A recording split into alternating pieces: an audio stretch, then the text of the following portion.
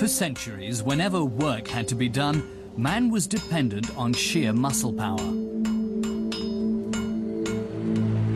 Later, with the help of water wheels and windmills, he was able to utilize the power of the elements, but only to a limited extent. It was not until the early 18th century that a new solution presented itself to those who wished to be independent of the weather and geographical factors. That solution was the steam engine.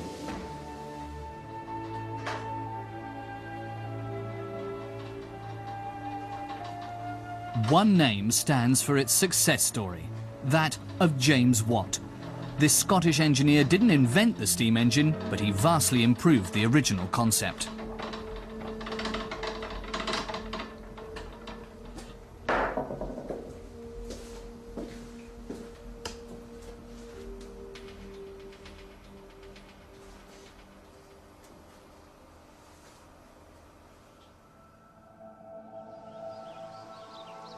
In 1775, Watt and his partner, Matthew Boulton, set up a factory in Soho, today a part of Birmingham, which manufactured modern steam engines for delivery to industrial centres all over Europe.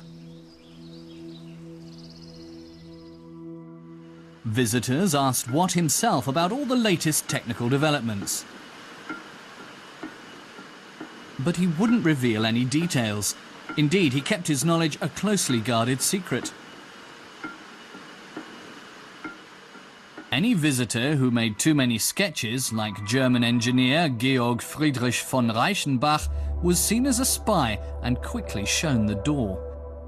Watt had acquired his expertise at great effort over many years. James Watt was born in Greenock, near Glasgow, in 1736. His father was a ship's chandler who had his own small workshop. From time to time, he also repaired nautical instruments. James spent a lot of time in his father's workshop, watching him at work.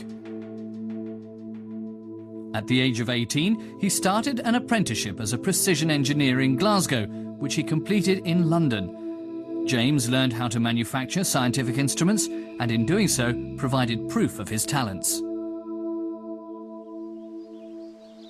In 1756, Watt returned to Glasgow. Since the length of his training did not meet the requirements of the craftsmen's guilds, he was not permitted to set up his own workshop. However, Glasgow University required his services. And in 1757, it allowed him to open up a small instrument-making business on its premises. This was a real stroke of good fortune for Watt. Since staff at the university imparted modern technical knowledge and engaged in research. Its scientists were particularly interested in the steam engine. It enabled heat to be converted into mechanical energy. In 1712, a blacksmith and inventor called Thomas Newcomen had built a practical steam engine. It was designed to improve the efficiency of water pumps in mines so that galleries could be driven further underground. With Newcomen's invention, water is made to vaporize in a boiler. The steam is fed into a cylinder. The pressure from the steam and the weight of the pump rods on the other side of the beam slowly force a piston in the cylinder upwards.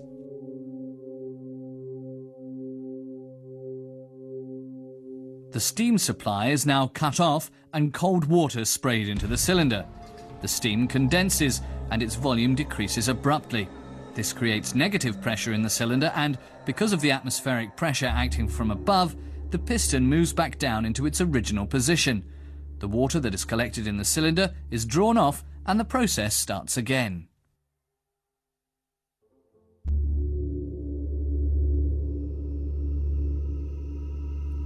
For many years, steam engines were used primarily for operating pumps. Newcomen's success was also revealed by the fact that a model of his machine was used at Glasgow University for explaining how steam engines worked. But the model didn't always function as well as intended. When it came to an unexpected stop yet again, it ended up on Watt's workbench for repair. James Watt began to examine a machine that was totally new to him. He discovered that the principle was not very economical, because when the cylinder fills with steam, it gets very hot, and when condensation takes place, the cylinder cools down considerably.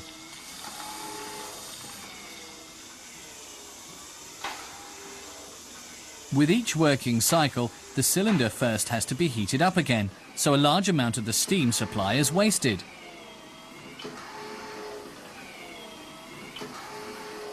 Is it really necessary, Watt thought, for the cylinder to cool again? Surely leaving it hot would be much more efficient, but in that case, how could the steam be condensed? Watt then had the brilliant idea of using two separate cylinders.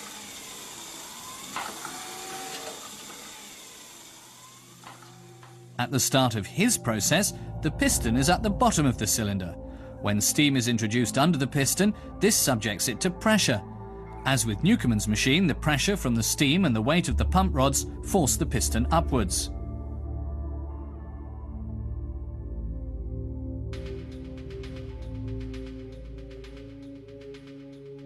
Now the steam supply is cut off and a pipe leading into the second cylinder, the condenser, is opened. In this case too, the cooling of the steam creates negative pressure, which, together with the atmospheric pressure, forces the piston back down. The pipe connecting the cylinder with the condenser is then closed off again and the steam valve opened. The process can now be repeated without the steam cylinder having to cool down.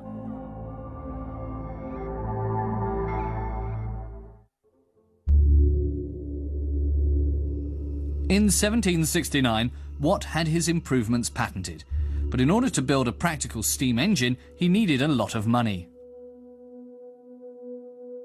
He found a financier in John Roebuck, a mine owner. In return for his support, Roebuck claimed a 2/3 share in Watt's patent.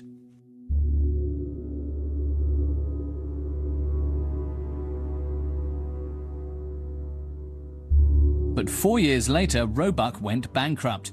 He sold his patent rights to a wealthy manufacturer from Birmingham, Matthew Boulton. Boulton immediately recognised the importance of Watt's steam engine.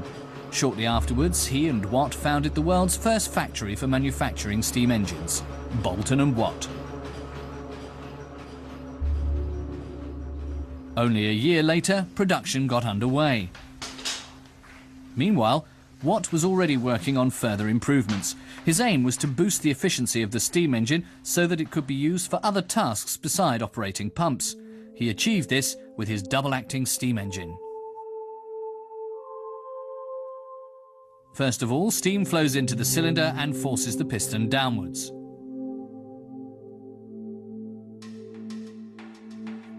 Watt's idea was that when the piston is at the bottom of its stroke, steam pressure could also be used to force it back up. To achieve this, the steam supply is cut off at the top and opened up at the bottom of the cylinder. Steam now flows into the cylinder from below and forces the piston back up. And to prevent steam at the top from impeding the upward movement, the steam supply there is cut off and the connection to the condenser opened. When the piston is at the top of its stroke, the process begins again. The steam supply is opened at the top of the cylinder and shut off at the bottom. At the same time, the connection to the condenser for the superfluous steam is opened. With this technique, Watt was able to utilise both piston movements, upwards and downwards, to achieve a vast improvement in efficiency. The double-acting steam engine was also suitable for converting the up and down motion of the piston into rotary movement. So instead of just pumping water out of mines, the steam engine could also be used to drive other machines as a substitute for wind and water wheels. To achieve this, Watt invented a special transfer mechanism, a planetary gearing.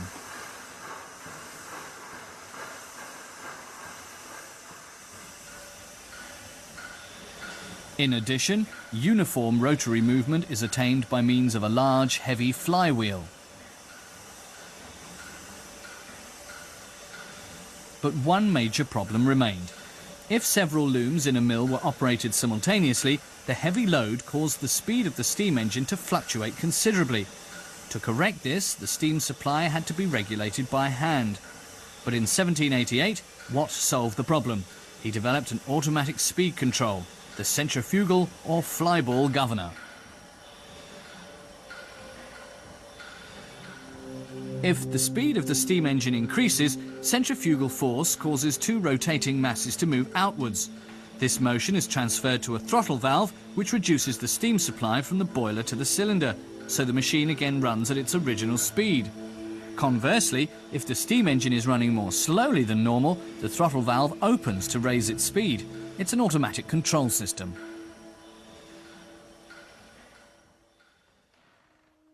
In order to describe the advantages of his rotary steam engine in a better way, Watt introduced a measure for its output: horsepower.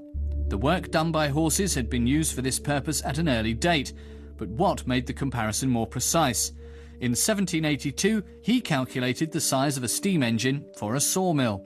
He'd obtained data on the performance of the horses used in it from the miller.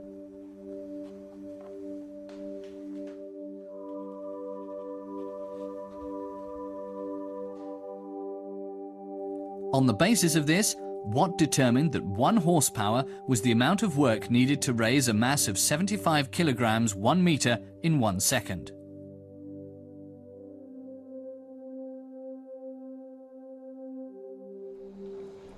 Through their improvements, Boulton and Watt enabled the steam engine to achieve a breakthrough. Now, it wasn't just mine operators who wanted the new type of steam engine, but also the owners of paper and cotton mills. A few years later, James Watt was a wealthy man.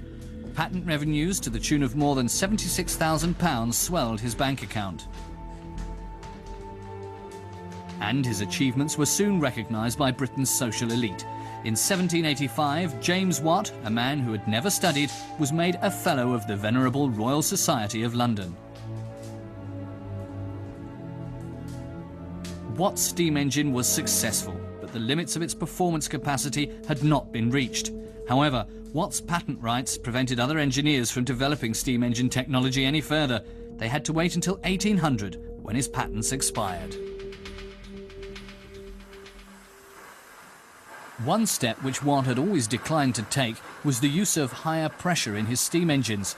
But this enabled the construction of smaller and even more efficient machines, which opened up new areas of application.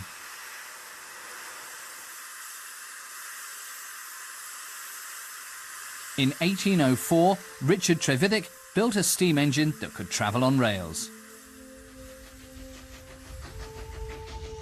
George Stephenson used the concept in designing his locomotive, the Rocket, which in 1829 won a speed and endurance contest near Liverpool.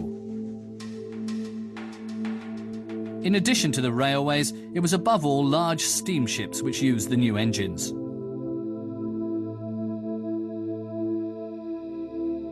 James Watt died in Heathfield near Birmingham on August the 25th, 1819. Nearly 200 years on, the man whose developments launched the modern industrial era is still very much present in our everyday lives. Not only in the horsepower unit, which he introduced, but also in the watt and the kilowatt, units which have replaced horsepower as a means, for example, of indicating the output of a car engine.